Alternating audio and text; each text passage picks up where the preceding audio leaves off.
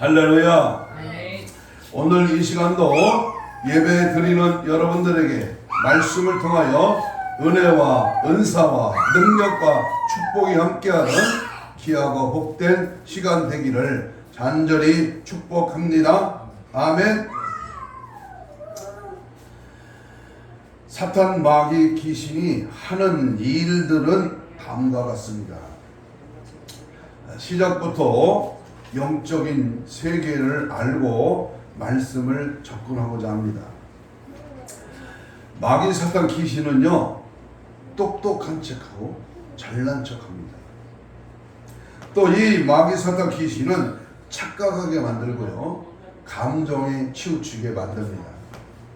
시험을 들게 만들고 또 매사에 미운 감정을 갖도록 합니다. 정죄하게 만들고 또한 실족하게 만듭니다. 낙심하게 만들고 기도 응답이 없이 살도록 만듭니다. 명령 없이 직분받도록 만듭니다. 첫사랑을 잃어버리게 만듭니다. 특별히 마귀는 때문에라는 이유를 많이 만들어냅니다. 때문에. 뭐 때문에? 자녀 때문에, 아내 때문에, 남편 때문에, 친구 때문에, 가족 때문에, 직장 때문에, 환경 때문에, 건강 때문에, 재물 때문에, 인정 때문에, 이 때문에 이 사마귀를 우리는 조심해야 됩니다. 한번 따라서 해봐요. 때문에 사마귀. 이 때문에 이유, 핑계, 적당히 자기 생각, 자기 판단, 자기 주장, 이 때문에를 조심해야 됩니다. 그렇습니다. 신앙생활은 다른 그것 때문이 아니라 오직 예수 때문이어야 됩니다. 다른 이유, 핑계, 불만, 불평이 아니라 뭐 때문에? 예수 때문에라고 하는 사실을 분명히 인지해야 됩니다. 이 세상의 모든 일은 절대로 우연이라는 것은 없고 하나님의 섭리 가운데에 반드시 이루어지기 때문입니다.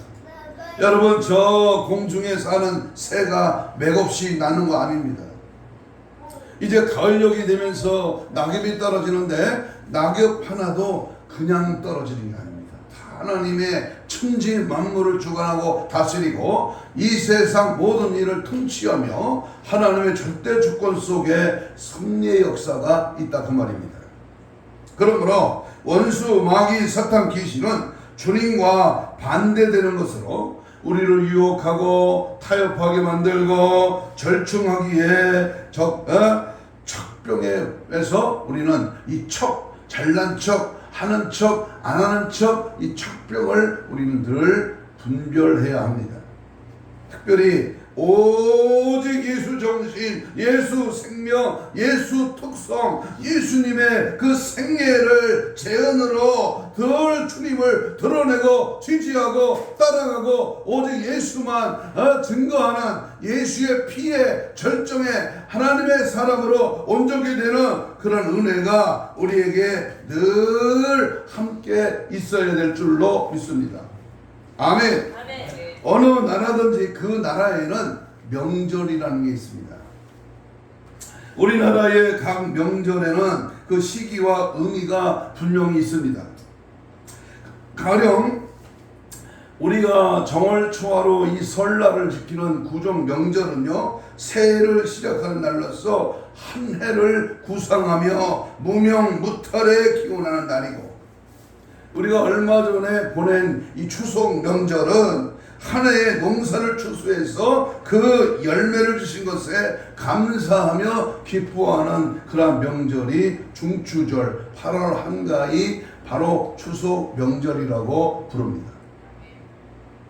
성경에 나타난 큰 절기는 대략 7가지 절기가 있습니다. 일명 여호와의 7절기다, 7대 절기라고 말을 합니다. 그런데 여호와의 7절기에는 여호와 하나님의 뜻과 인간을 향한 계획이 바로 이 명절 속에 7대 명절 속에 숨겨져 있다는 사실입니다. 그동안 절기 때마다 간략하게 설교했지만은 오늘은 나팔절을 중심으로 해서 말씀을 드리려고 합니다. 여호와 하나님께서는 메시아가 오실 때까지는 수천년 동안 이스라엘을 지도하기 위하여 7절기들을 세우셨습니다. 그런데 오늘날 교회에서는 자주 그 절기들을 유대 절기로 유대인들에게만 해당되는 것으로 생각을 하고 있습니다만은 성경은 그 절기들이 여호와께 속하였다고 분명하게 말씀합니다. 다시 말합니다. 여호와의 7절기는 유대인 이스라엘 백성들에게만 국한된 게 아니라 모든 믿는 자에게 말씀하시는 여호와 하나님의 절기다 그 말입니다.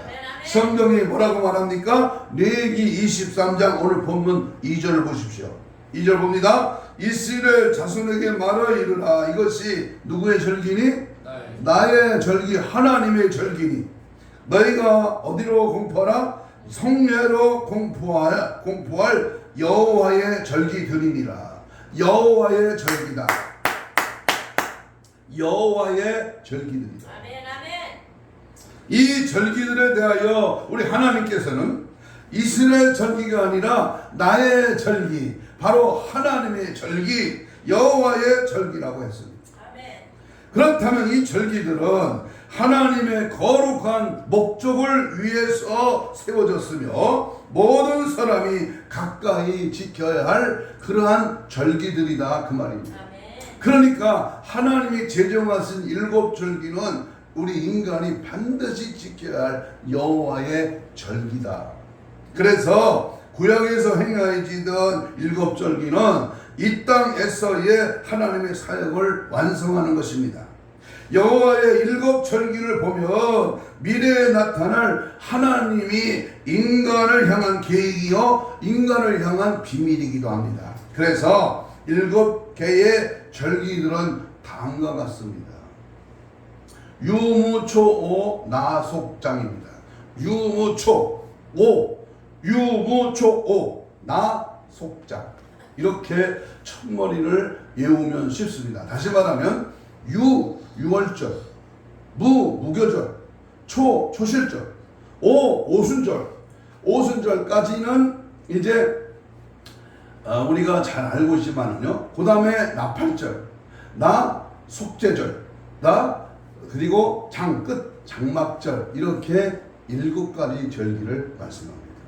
그냥 성경을 레위기서를 민수기서를 읽어보면 무슨 말인지 잘 모르지만 여기에 깊은 절기에 예수 그리스도의 부속사가 숨어 있다는 사실을 우리는 명심해야 합니다.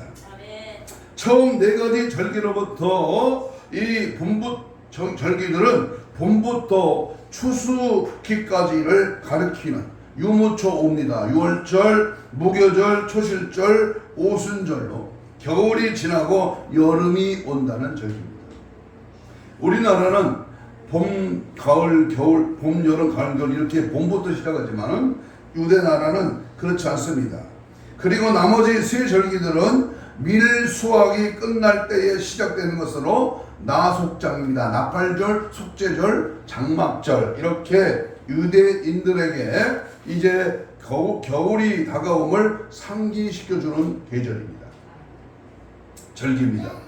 2가지 종류의 절기들은 2번에 걸친 비의 계절과 일치하는 것으로 씨 뿌리는 이른 비와 열매를 무르게 하는 늦은 비입니다.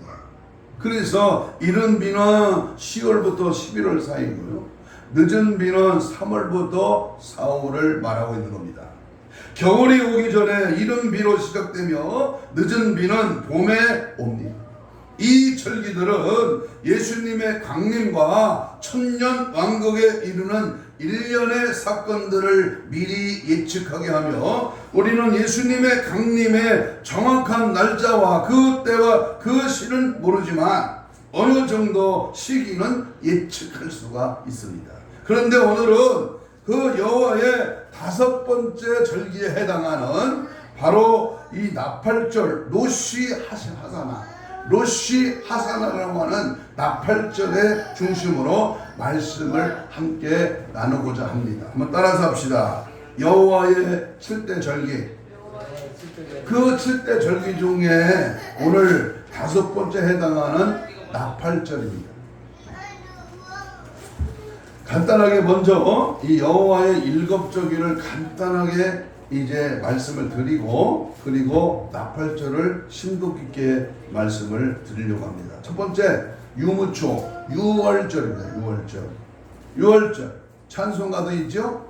내가 볼 때에 내가 너를 넘어서 가리라.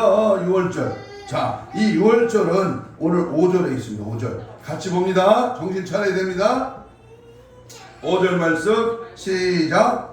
첫째 달 19날 저녁은 여호와의 6월절이요. 6월절이요. 그렇습니다. 이 6월절은 여기 하나하나씩 하면 시간이 많기 때문에 간략하게 짚고 나가면요. 6월절은 그리스도의 고난, 그리스도의 십자가를 상징합니다. 다시 말하면 우리를 구원하신 하나님의 계획 속에 십자가의 이 6월절을 통해서 첫째 달 14일 종교록 1월 14일 저녁으로 6월절은 예수님의 십자가의 죽음, 다시 말하면 구속을 의미합니다. 아멘. 인류의 죄를 대속하고 생명을 주시기 위하여 희생시킨 예수 그리스도의 대속의 죽음을 6월절의 이제 의미를 가리킵니다. 두 번째는 무교절입니다. 무교절. 오늘 23장 6절로 8절입니다. 한번 보십시다. 23장 6절로 8절. 6절 시작. 이달 엿새날 저녁은 여호와의 무교절이니 이래 동안 너희는 무교절을 먹을 것이요. 그랬습니다. 6월절 다음 날인 15일부터 일주일간 지켰는데 이 무교절은 매일 하나님께 화목제를 드리며 성결하게 보내는 절기입니다. 그래서 무교절에서 무덤에 계신 기간을 상징적으로 보여줍니다. 세 번째 유무초 초입니다. 초실절입니다. 이 초실절은 레위기 오늘 편원 성경 23장 9절로 14절에 보면 이 초실절은 무교절과 중복되는 절기로서 6월절 후 첫 안식일 다음 날에 해당되는 이 절기로서 보리 수확 후에 첫 이삭을 흔들며 하나님께 드리는 절기입니다. 바로 이 절기는 이 초실절날 예수님께서 부활하셨으며 그러므로 초실절은 부활의 첫 열매를 상징하는 날입니다. 그래서 초실절은 그리스도의 부활, 영의 부활을 여기서 담고 있습니다. 네 번째는 유무초입니다. 오순절입니다. 오순절. 우리가 잘 아는 이 오순절의 역사. 그것은 오늘 본문 23장 15절로 21절의 말씀입니다. 오순절은 첫 열매를 거둔 초실절 후에 50일째 되는 날 지키는 절기로서 이 날은 구약시대나 신약시대나 아주 특별한 날입니다. 오순절날 구약시대에는 모세가 이스라엘 백성들이 살아갈 수 있는 그 율법을 하나님으로부터 시내산에서 전수받는 날이고, 신약에 와서는 성령님이 강림하신 날입니다. 오순절 마가다락방에 우리 사도행전 2장 1절 이하의 사건에 보면 분명히 오순절날 마가다락방에 120명 문도가 열흘 동안 오로지 전이어 기도할 때에 성령이 불같이 바람같이 혀같이 비둘기같이 생수같이 임한 사건이 있습니다. 오순절은 성령님이 강림하신 날로서 우리 신약시대 성도들에게는 매우 중요하고도 귀중한 날입니다. 오늘날 오순절을 지키는 교회가 얼마 되지는 않지만 우리 교회는 제가 개척해서 목회한 이후에 한 번도 거르지 않고 오순절 성령 강림 주일을 지키고 있습니다. 사실 신약시대 성도들과 교회가 지켜야 할 가장 중요한 절기로서 부활절과 성령 강림 주일이라고 저는 생각합니다. 그런데 오늘날 세계 기독교회는 로마 카톨릭의 영향을 받아서 성령 강림절보다는 이 날짜가 엉터리인 성탄절에 더 중요성을 가지고 있다는 그 점이 매우 유감스러운 것입니다. 그리고 다섯 번째 유무초 오납니다. 나팔절입니다. 나팔절. 나팔절은 오늘 23장 23절로 25절에 기록하고 있는데요. 레위기 23장 24절과 민수기 29장 1절에 보면 나팔절 때에는 어디로 모여라? 성회로 모여라. 교회로 모여라. 손에 움직이는 거 놔도 돼요. 성회로 모여라. 성회로. 교회로 모여라. 민수기 29장 1절에 보면 일곱째 달에 이르르는 그 달 초하루에 성회로 모여라 그랬습니다. 이스라엘 백성들은 민간력과 종교로 두 가지 달력을 가지고 있는데 일곱째 달 초하루에 다시 말하면 7월 1일에 성회로 모이라고 말씀하시는데 여기서 말하는 7월은 이스라엘 종교력에 따라서 가진 겁니다. 성경에는 종교력으로 출애굽 사건이 있었던 6월절을 정월로 해서 첫 번째 달이라고 합니다. 왜냐하면 이스라엘이 애굽에서부터 독립한 날이 6월절이기 때문에 그때를 정월로 1월로 계산한 것입니다. 자, 성경을 보면 출애굽기 2장에 보면요. 모세가 고센 땅에서 이스라엘 백성들을 출애굽시키는데 10번 재앙을 맞잖아요. 10개가 피개, 우파, 돌종, 우매, 흑장자 이렇게 10가지 재앙을 만나서 바로가 이스라엘 백성들을 내보내잖아요. 그 내보낸 날이 언제다? 6월절 날 바로 1월 14일이다. 1월 14일 날 바로가 두 손을 들고 이제 이스라엘 백성들을 남정만 60만 명을 출애굽을 시켜 노인과 여자들과 어린아이까지 따지면 약 300만 명 이상 되는 이스라엘 백성들이 6월절 날 이제 양의 피를 문선지에 바르고 그리고 무교봉을 먹은 자들이 급히 애굽에서 나와서 이제 출애굽한 날이 언제다? 1월 14일입니다. 그러나 민간력으로는 일곱 번째 달 첫날인 나팔절을 새해로 여깁니다. 성경에서 일곱이라고 하는 숫자는 하나님의 숫자입니다. 그러므로 일곱 번째 달이라고 하는 것은 하나님의 역사가 새롭게 시작되는 순간이라고 이해할 수가 있습니다. 그래서 이스라엘은 종교력으로는 나팔절을 일곱 번째 달로 계산하지만 민간력으로는 이날 나팔절을 정월로 생각하여 지금 이스라엘 민간력을 사용하여 일곱 번째 달 첫날을 다시 말하면 나팔절을 새해 첫날로 지킵니다. 한 해의 시작을 알리는 이날에 나팔을 불어서 성회로 모이다. 굉장히 의미가 있습니다. 또 하나님은 그렇게 명령하고 있습니다. 민간적으로 첫날인 새해 즉 첫날을 노시 하사나라고 부르는데 이 날은 일곱 번째 달인 티시리월 태양력으로는 9월이나 10월의 첫날에 시작됩니다. 유대인들의 전승에 따르면 이 날은 하나님께서 첫째 사람인 아담을 창조하신 날이라고 합니다. 이 날은 또한 심판의 날이라고 불려지는데 하나님께서 보좌에 앉으셔서 각 사람의 한 해 동안의 삶을 결정하신다고 유대인들은 생각했습니다. 하나님은 모세에게 새해에 다시 말하면 나팔절에 나팔을 길게 불 것을 명령했습니다. 유대인 랍비 모세 마이모니데스는 나팔을 부는 것의 이론적 근거를 다음과 같이 설명하고 있습니다. 비록 로시 하사나의 나팔 소리가 토라의 명령이라고 할지라도 그것은 깊은 의미를 가지고 있다. 그것은 마치 잠자는 자여 깊은 잠에서 깨어나라. 나의 행동을 살피고 회개하라. 나의 창조주를 기억하라. 그런 의미라고 밝혔습니다. 자, 그러면 새해 첫날에 나팔을 왜 불까요? 여러분, 마지막 때에 하나님이 나팔을 붑니다. 공중 나팔 소리와 함께 주님이 강림하십니다.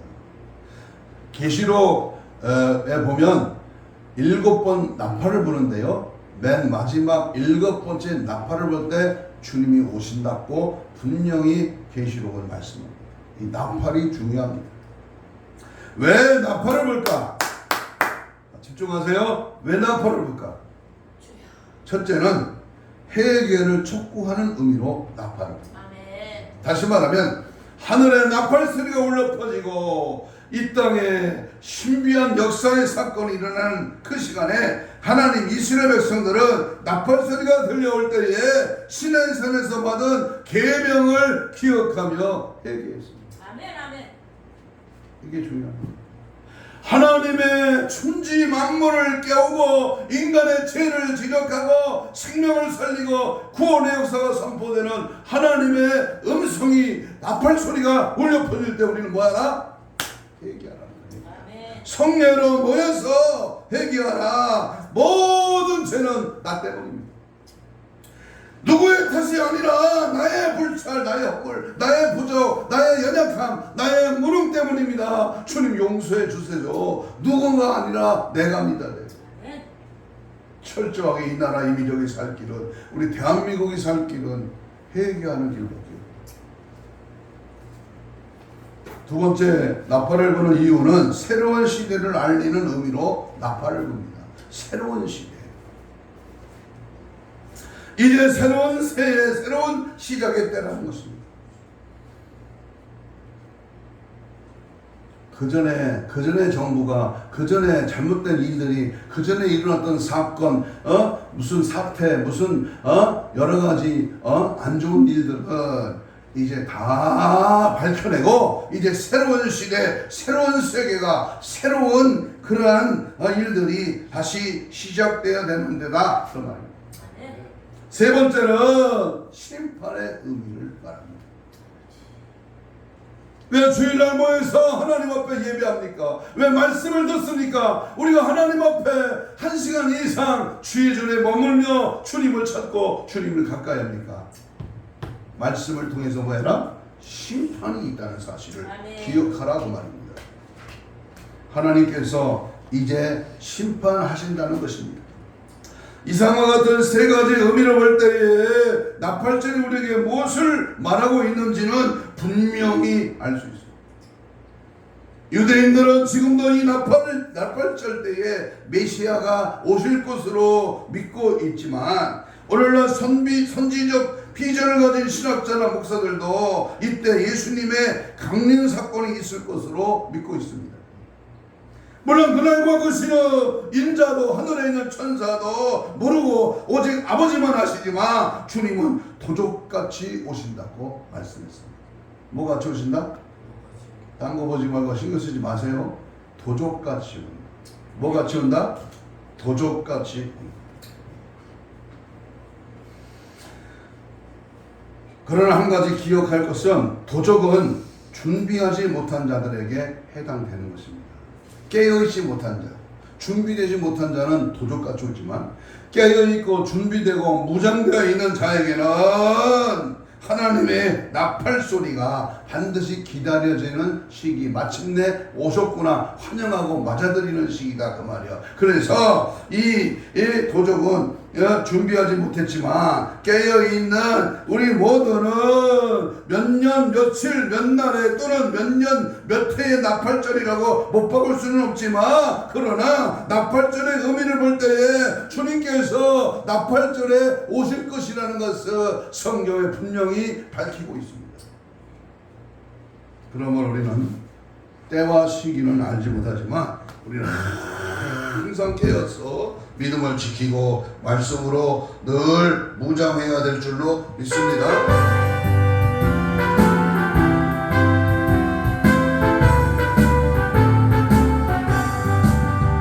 하나님의 나팔소리 천지 진동할 때 예수 영광 흥에 걸어타시고 천사들은 세계 만국 모든 곳에 번뇌 구원받은 성들을 모두 나팔 때 나팔 불때 나의 예로 나팔 불때 나의 예로 나팔 불때 나의 예로 발을 때리려 참여 3절입니다.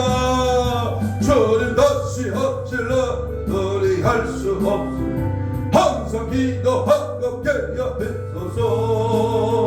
기뻐 바라보자 앞에 우리 나가서도 그때까지 참 기다리길래 아멘. 나팔 불때 나의 예로 나팔 불 나의 예 나팔 불때 나의 예로 불을 때려 같이 잠들어가길래 아멘. 아멘. 나팔 불 때 주님 이 땅에 분명히 강림하시는데 그 강림하시는 그 주님 만나는 저와 여러분 되시기를 축복합니다. 그렇다면 6월절부터 나팔절까지 기간은 무엇을 의미할까요? 길고 긴 이 시기는 우리가 살고 있는 은혜의 그러한 시대를 상징합니다.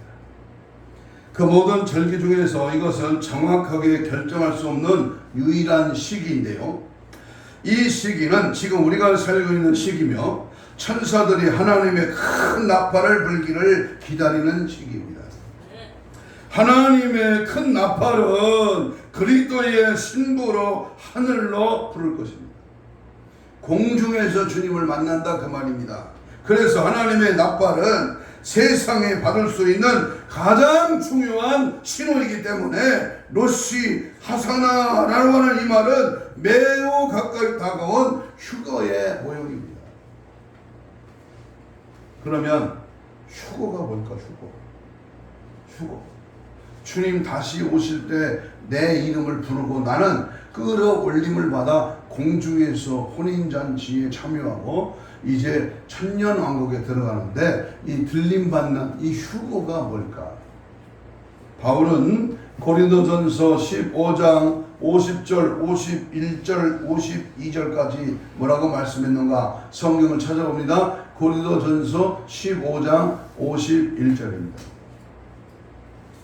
시작. 보라 내가 너희에게 비밀을 말하노니 우리가 다 잠잘 것이 아니요 마지막 나팔의 순식간에 후련히 변화하리니 나팔 소리가 나매 죽은 자들이 썩지 아니할 것으로 다시 살고 우리도 변화하리라.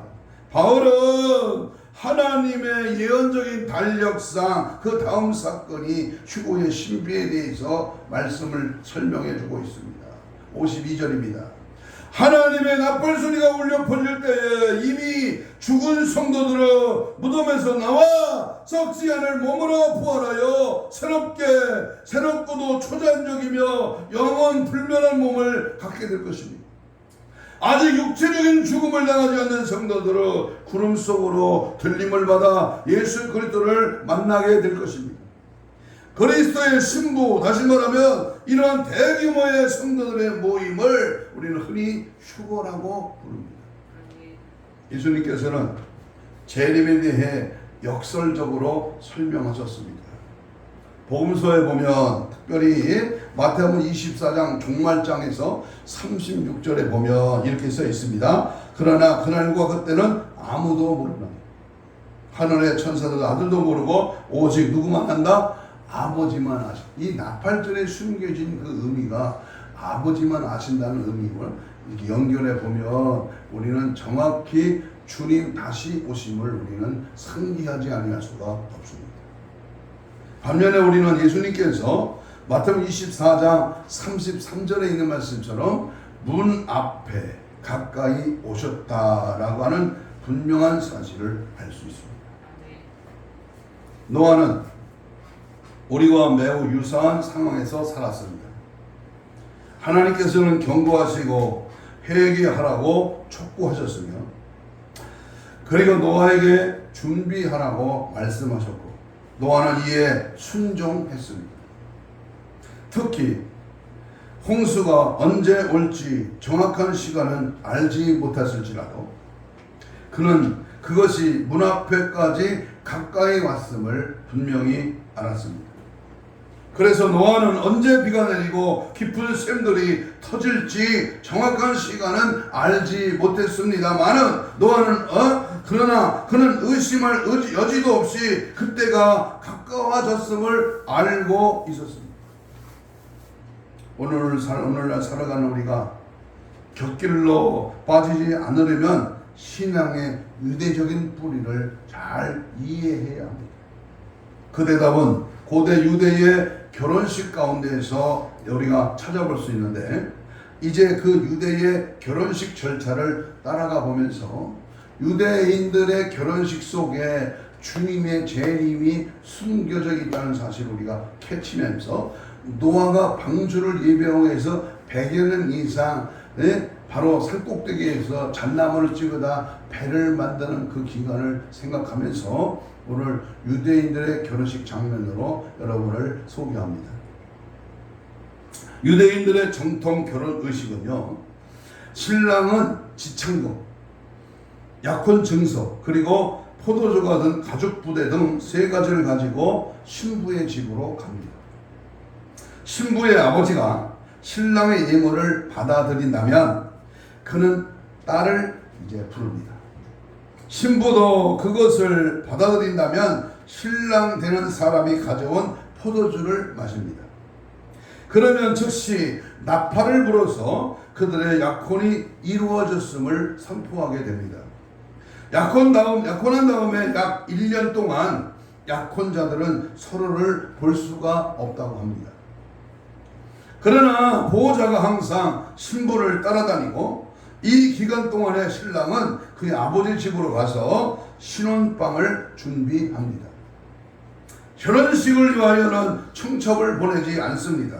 그리고 미리 결혼식 날짜를 잡아놓지도 않습니다. 신랑에게는 결혼식 날짜를 물어보면 그는 오직 나의 아버지만 아십니다 라고 그렇게 대답할 수밖에 없다는 것입니다.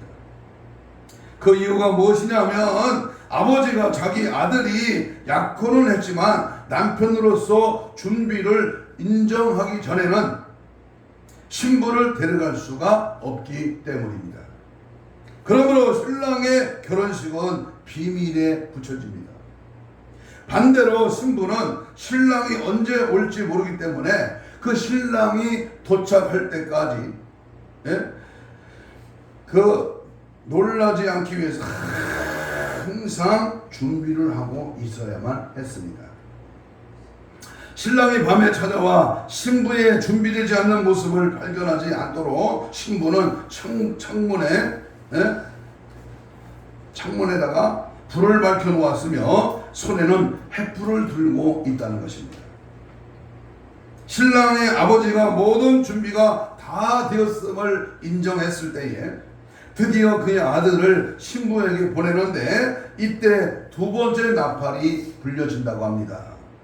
그러면 이 나팔은 신랑이 오는 것을 알리는 것으로 마지막 나팔이라고 이게 부릅니다. 한번 따라서 해봐요. 마지막 나팔.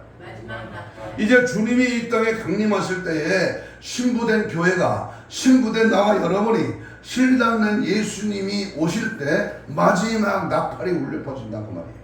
마지막 나팔. 그래서 이 마지막 나팔이 울려 퍼지면 신랑은 신부의 아버지에게 결혼 증서를 제시합니다. 신랑은 그녀의 자기의 신부로 선언하고 그녀의 아버지 집에서 자기 아버지 집으로 이제 데리고 갑니다. 신랑의 아버지가 기다리고 있다가 그 부부를 맞아들이고 신부의 손을 잡아 신랑의 손에 손을 얹습니다. 그리고 바로 그 순간에 그녀는 그의 아내가 되는 것입니다. 이런 행동은 프리젠테이션이라고 불려지는데, 이 프리젠테이션이 있은 후에 신랑은 그의 신부를 자기가 준비해 놓은 장소로 데리고 갑니다. 그리고 나팔 소리를 듣고 축하해 주려고 찾아온 친구들에게 그녀를 소개한다고 합니다.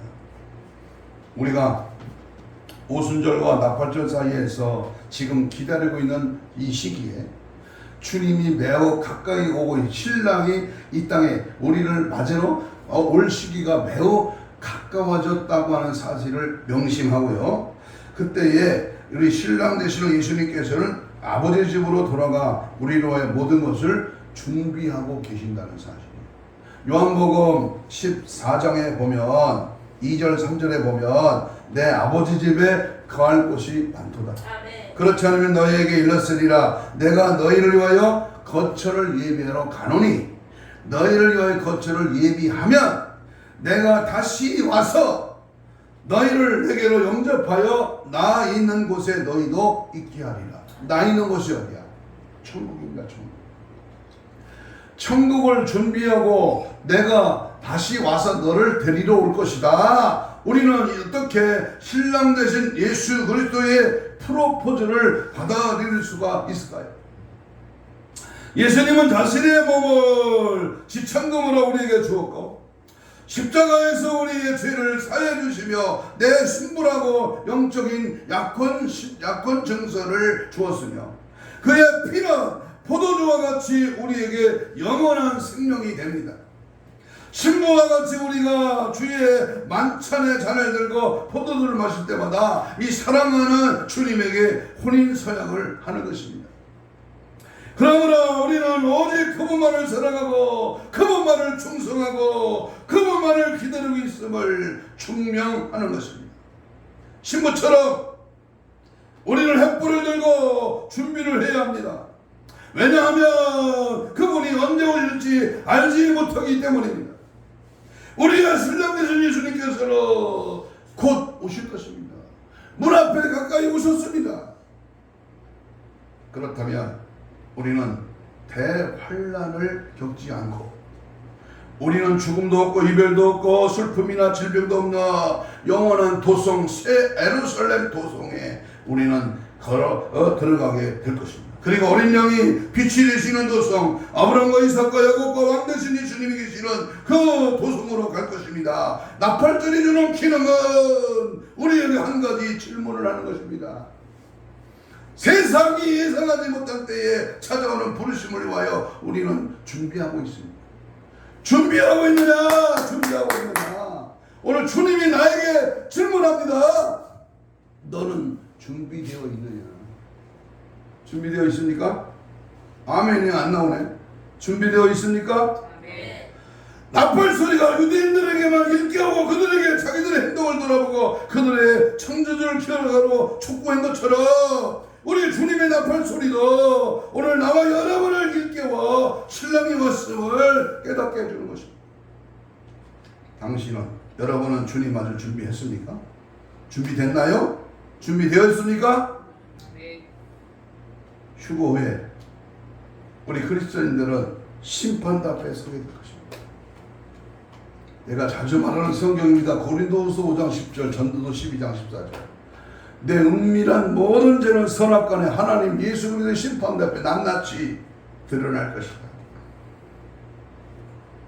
예수님께서 우리의 죄를 위하여 하나님의 심판을 감당하시는 동안에 우리는 하나님 앞에 서서 우리의 신실함에 대한 최종적인 평가를 받게 될 것입니다. 우리는 흰 옷을 입고 머리에는 빛나는 면류관을 쓰고 신랑과 함께 있어야 합니다. 지창과 약혼 증서와 포도주를 가지고 약혼을 했다 할지라도 신부가 깨어 준비되어 있지 않으면 신랑은 그를 맞이하지 않을 수도 있습니다. 그래서 요한계시록에서는 엄한 하나님의 음성을 우리에게 경고하고 있습니다.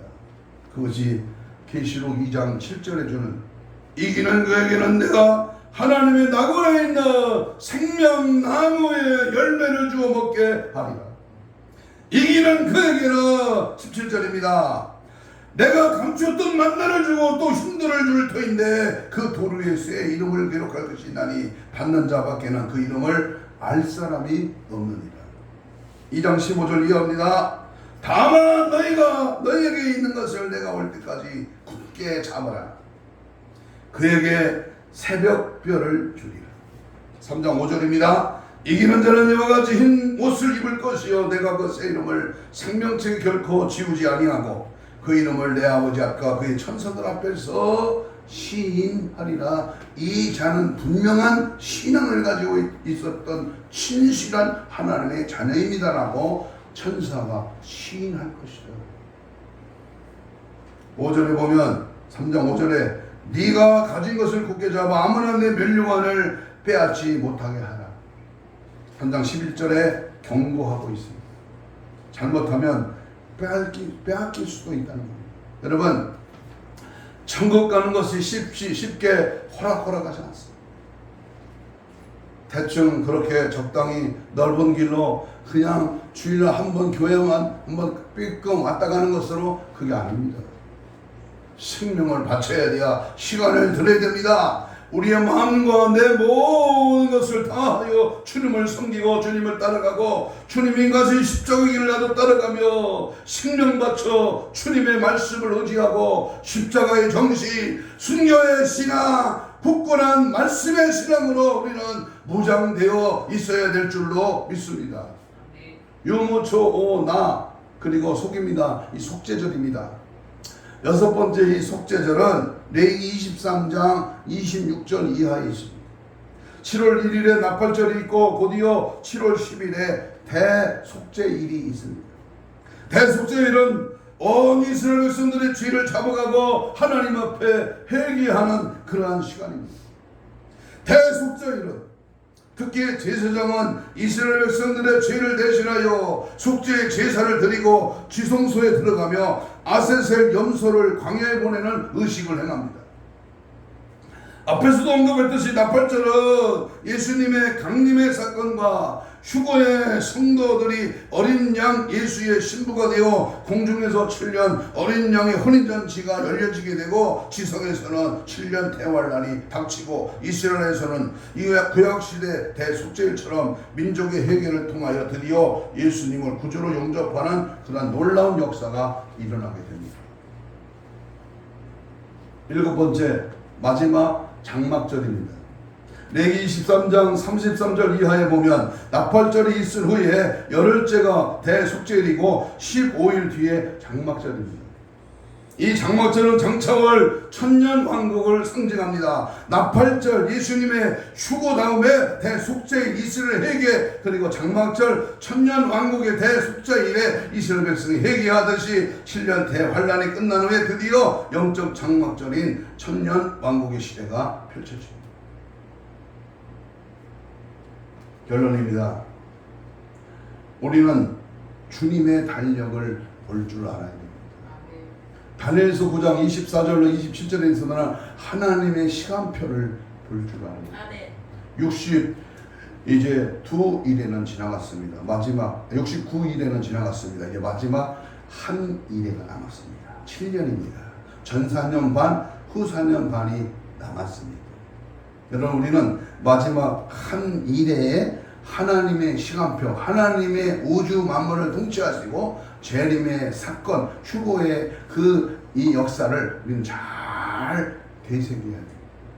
혼적인 설교, 육신의 즐거움, 뭐 하면 잘 되고 뭐 하면 된다 하는 육적인 어린아이 수준에 머물지 마시고요. 영적으로 깨어서 마지막 때 우리는 어떠한 하나님의 늦은 비의 역사, 성령이 일하신 하나님의 말씀 앞에 우리는 어떻게 준비하고 있어야 되는가, 때를 따라 양식을 나눠줄 하나님의 말씀에 우리는 잘 눈여겨봐야 됩니다.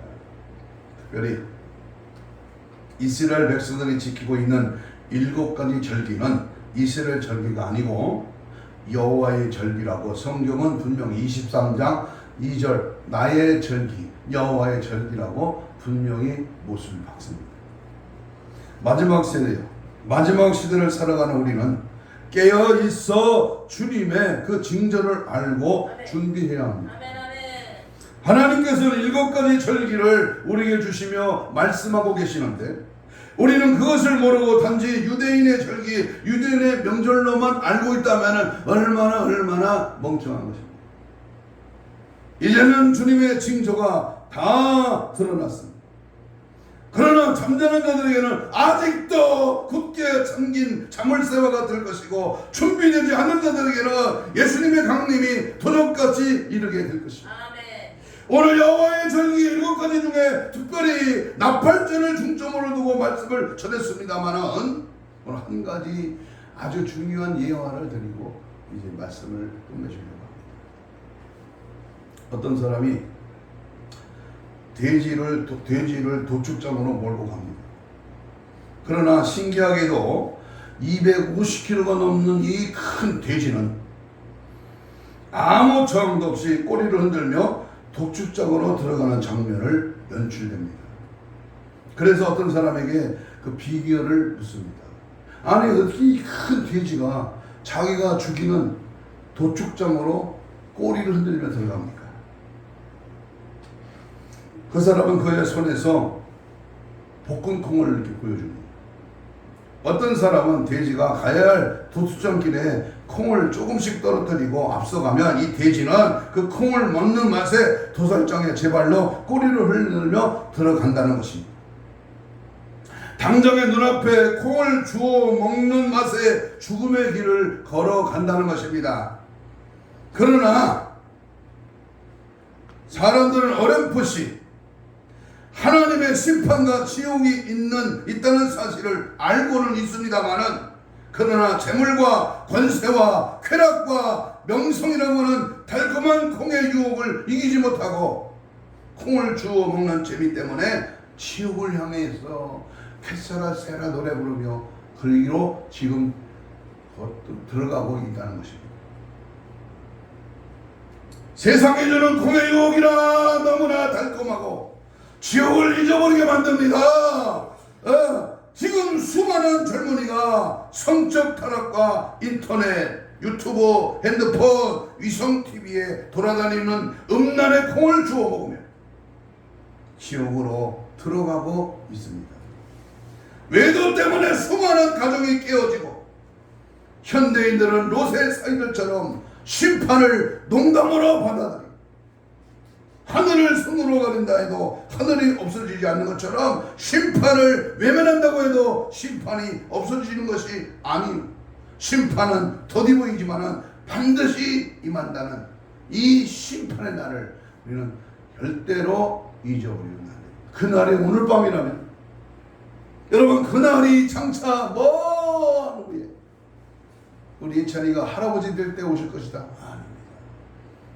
미안하지만 그날이 매우 가까워졌다는 사실 앞에 우리는 명심하고 또 명심하여 심판대 앞에 섰을 때 내 행위로 몇 날 며칠 몇 시에 나는 무엇을 했다고 하는 이 행위에 이 인터넷 이 그 엔터를 딱 치면 딱 뜨듯이 내 평생의 모든 사건은 다 드러날 것입니다. 그렇다면 칭찬받은 일이 많으냐 책망받은 일이 많으냐 마태복음 25장 달란트 비유를 보세요. 책망받을 일이 많다면은 오늘 다시 한번 복음 앞에 말씀 앞에 우리의 삶을 돌아봐야 됩니다. 그 날이 토적같이 이를 줄 너희는 모르느냐. 여러분 그날이 곧 온다는 사실 앞에 이 목사는 나이가 들며 머리가 휘어지며 점점점 노인네 소리를 듣기 시작하면서 그날이 더 가까이 옴을 피부로 느끼고 있습니다. 사랑하는 여러분, 여러분은 마지막 심판의 날에 어떤 평가를 받기를 원하십니까?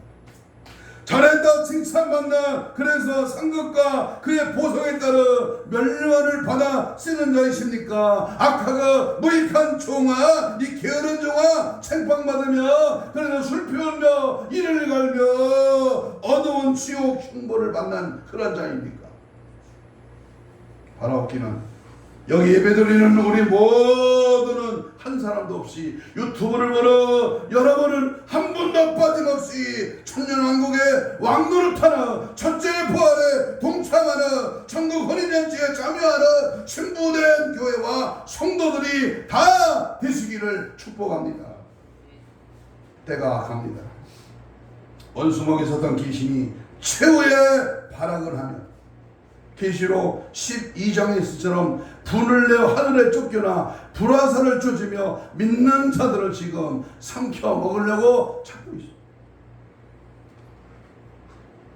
온갖 방법과 술수와 괴계와 여러 가지 유혹을 동원해서 무적행으로 같이 끌고 가고자 합니다.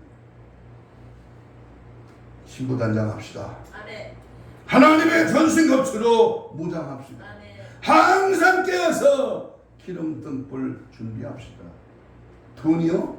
돈독을 넣으면요 돈에 붙여서 돈 때문에 그 인생은 지옥으로 급행열차 타는 거예요. 돈은 있어야 됩니다. 돈을 많이 벌어야 됩니다. 그러나 예수보다 하나님보다 다시 오실 주님을 맞이하는 깨있는 신앙보다 앞선다면 너는 그 돈이 너를 지옥으로 끌고 가는 거야. 어리석은 자야, 오늘 밤에 내 영혼을 부르며 너의 부동산이, 너의 가지고 있는 저금 통장이 누구의 것이 되겠냐.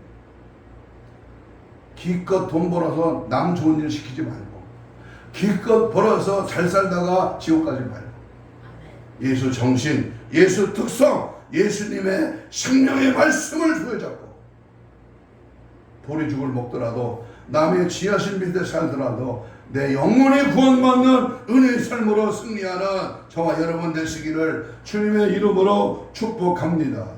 이 시간 다 같이 주님 말씀을 붙들고 7가지 절기 중에 오늘 다섯 번째 나팔절에 대한 재림에 대한 말씀을 중점으로 다뤘습니다. 그렇다면 때를 분별할 수 있는 분별력의 은사를 주옵소서.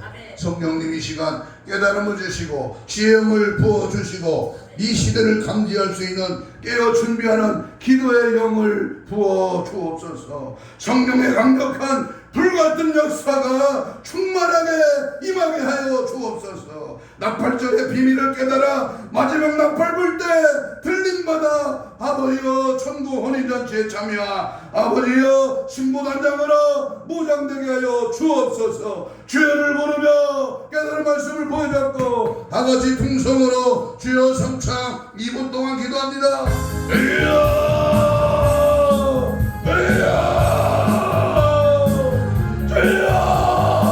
간절하게 애절하게 정말 주님 다시 오신다.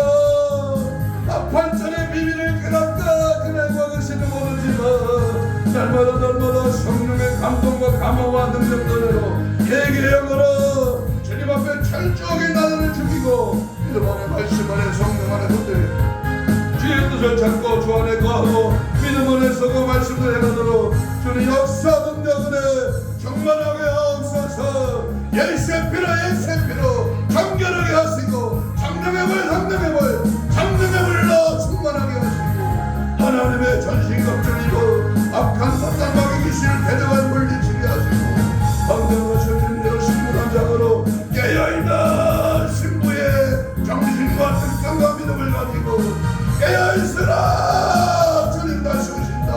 주님 오신다. 때를 분별할 수 있는 지혜를 주시고 믿음을 주시고 은혜를 주시며 성령의 역사 능력 그대로 기도의 을 모아주시고 강구의 을 다해주시고 날마다 예수의 피로 충만하게 성령의 불로 순교의 신앙으로 다시 한번 깨어있는 신앙으로 늘 승리하게 하여 가슴에 손을 댑니다. 아픈 자는 아픈 부에 손을 얹습니다. 성령님 말씀 듣고 이 시간 주님의 이름을 의지하여 피 묻은 손을 대신 얹습니다. 하나님, 나는 죄인이었고 나는 불능한 자였으며 나는 아무것도 할 수 없는 그러한 인생이었습니다. 이제 오늘 7대 절기 그 중에 나팔절의 말씀을 붙들고 재림의 신앙 다시 오실 주님 맞이하는 신부단장으로 무장되기를 원합니다. 성령님 모시옵소서. 깨달아 알게 하시고 변화되게 하소서. 강력하게 주님의 뜻을 쫓아나가는 신부단장의 승리자로 사용하여 주옵소서. 이 시간 피 묻은 손을 주 예수 이름으로 지하여 얹었사오니 심줄 근육 세포 조직 마디 연골 피부는 정상 회복될지어다. 채찍에 맞음으로 아버님은 주여 이 시간 모든 질병의 세력아 물러가라 떠나가라 떠나가라 떠나가라 떠나가라 떠나가라 떠나가라 떠나가라 떠나가라 떠나가라 떠나가라 떠나가라 떠나가라 떠나가라 떠나가라 떠나가라 떠나가라. 예수의 피로 예수의 피로 오직 예수로 충만하여 주님만 의지하고 주님만 따라가고 주님만 지지하고 주 예수 그리스도의 보혈의 능력 앞에 신부 단장으로 무장되는 저들 되게 하여 주시옵소서. 함께 하시고 은혜 주심을 믿고 감사하며 예수님 이름으로 기도하옵나이다. 아멘. 79장